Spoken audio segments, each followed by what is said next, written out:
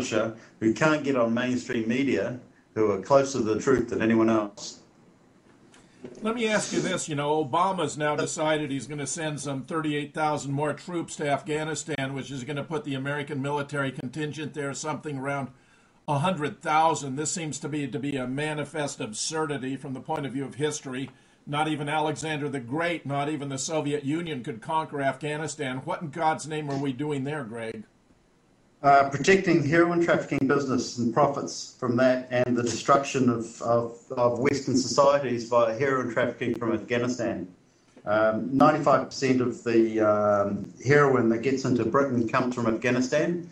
NATO is the big transporter of Afghanistan, and it was Lord George Robertson, who was the Secretary General of Afghanistan, who pleaded for air-to-air refueling for NATO aircraft, so they didn't have to drop off somewhere like Germany and pay a huge customs tax on the heroin as they put into Britain.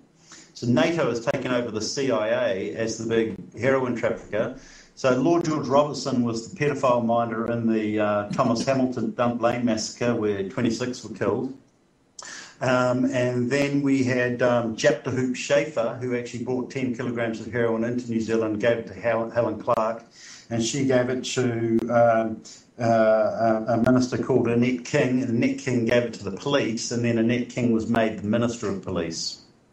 And then the police distributed it to the gangs. Police then distributed the heroin to the gangs. And I met one of the gang members, and I was talking to him about it, and he said that he refused to transport the heroin. And so what happened then is that 6 police came in, and they cut through his garage door with a skill saw, and came in and interviewed him, which meant that the six cops were surrounding him. 2 cops turned away as the police officers searched his pockets and planted coconut. So it goes from Afghanistan to NATO to leaders of countries, and if you transport the heroin, you're promoted. And so Annette King became Minister of Police and the Minister of Justice. And then when this gang member didn't want to traffic the heroin, which was free, by the way, the heroin was free in order to establish a market, he was harassed by the police for not dealing heroin, for not being a heroin dealer. Greg, I can believe everything you've just said easily. What worries me is the role of Obama in all of this. He was such a wonderful promise of hope and change in his campaign, and now he's come into office. He hasn't done so many of the things he promised to do. He hasn't repealed the Patriot Act. He hasn't repealed the Military Commissions Act. He is doing something about Guantanamo. He is bringing some of the accused, and I believe they are all falsely accused, to New York. And it's going to be an opportunity for the public to pay attention to 9/11 again. I see opportunities there for, creating public focus on some of the absurdities of the official account of 9/11. But is Obama nothing but a sop? Is he nothing but a puppet of Israel and the Mossad? Yeah, well, his chief of staff is a high-ranking Mossad agent, and he's got Emanuel, yes, I'm worried about Rahm Emanuel. I've also worried that he didn't replace the Secretary of Defense, and he didn't replace the head of the FBI, and he seems to have been very slow about replacing Bush-Cheney appointees, which makes me think we have an administration that might be described as Bush-Cheney light. Yeah, what you've got now is a black friendlier face for the same administration. And there's a theory that there's only one party in New Zealand, it's one party in America, and that's the Republican Party. And even if the Democrats get in, it's still Republican. Well, I'm very troubled that he hasn't done things that I expected him to do. Healthcare, I don't understand why he didn't pursue it aggressively in the first 3 months of his administration when he had the most political capital.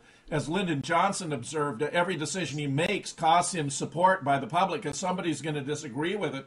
So if you have a major undertaking like healthcare, you have to do it immediately. Yeah, but the idea, like I said, if you take the view that the President of the United States is actually a pirate captain, then all of their history fits into place. It's the destruction of the health system. It's taking over other countries and stealing their assets and bombing the snot out of them, and it is depopulating the planet. These guys are pirate captains. We should stop calling them presidents and prime ministers. They're pirate captains of the British plantation, which is controlled by Israel. As I said, like the New Zealand judiciary is totally controlled by Israel. How has Israel come to exercise such massive control over the world? Has it all been through economic, financial ingenuity? And what's the explanation here? A collection of sexual secrets. Sexual secrets? Yeah. So my latest series of books, it's a 3-volume set, about 1,400 pages in total, A4 full colour. So they're massive coffee table books of intelligence crime solving. And it's called The Sex Collectors, How the World Was Run on Shame. First one's stitch-ups, the second one is murders, and the third one's heroin trafficking. And what I've discovered is that prominent people who generally have the title honourable are the murderers and the heroin traffickers, and they're usually running countries or running judiciaries or running the police. So those with the titles of honourable are among the most dishonourable. Yeah. Well, you can tell a paedophile they always demand respect. And the courts often give them respect because the courts are a paedophile movement. So you get... And you're saying that's true not just of the New Zealand courts, but of the American courts as well? Yeah. And so the thing about paedophilia is it holds the most shame, therefore it's got the most control over judges and lawyers and Queen's Counsel and politicians, prime ministers. So deliberately promoting and emplacing pedophiles in high position is a way to control them. Yeah. Like if you take Gerald Ford, he was actually Mr. Lynch King, who was a porn king. He was a massive porn magnate, and he became the president of the United States. Gerald Ford. So he was under a completely false name and a completely false history and a completely false identity, and through porn, he managed to become the president of the United States. Gerald Ford. Look it up. If you go to Wikipedia and look up Gerald Ford, it's there on Wikipedia. But don't you agree that Wikipedia itself is an intelligence op? It is in some ways, but it's still a great source of information. I mean, for example, some of it's wrong, but most of it is incredibly accurate and informative.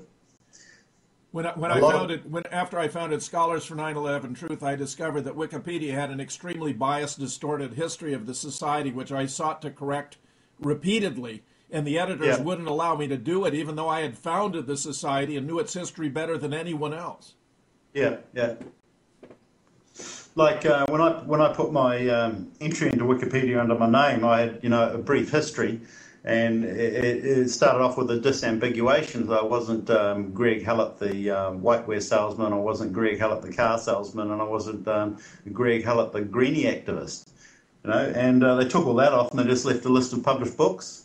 And I had quite a few pages there of background. And they said, it's unproven. So. They are an intelligence operation, but one of the things I'd like to talk about, have we got like 10 minutes left? Less. We got about 3. 3, okay. I want to talk about the CIA takeover of Auckland. Go ahead. Now, the CIA invested their money for Antarctica with Bernie Madoff, and they lost it. And Wigram Air Base in Christchurch in the South Island of New Zealand is the leaping point to Antarctica. So because the CIA had lost their money for the investment of Antarctica, they're currently taking over Auckland, the city of 1.4 million people, which is essentially 4 cities joined together. It's one of the largest cities in the world. It takes about an hour to drive through it on a motorway. And they want to steal $28 billion worth of infrastructure assets in Auckland. And the way they're doing this